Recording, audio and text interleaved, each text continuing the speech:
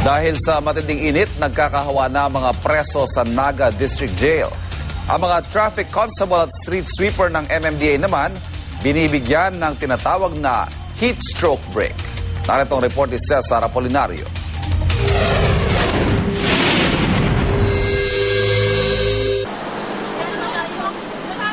Di gaya ng mga pedestrian at motorista, ang mga traffic enforcer at street sweeper kapag naka-duty, walang kawala sa init ng araw.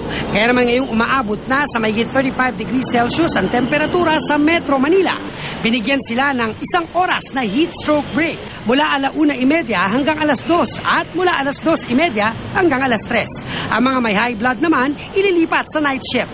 Ang pakay natin dito, maiangat din yung antas ng kalusugan ng ating mga kawani. Iba naman ang problema ng mga preso. Sa Naga District Jail, 16 na inmate na ang nagkabulutong nitong Marso dahil sa matinding init at siksikan. Kaya naman kinailangan silang ihiwalay sa iba pang preso para di na makahawa. Maging mga hayop na apektuhan na rin ng kumakagat na init.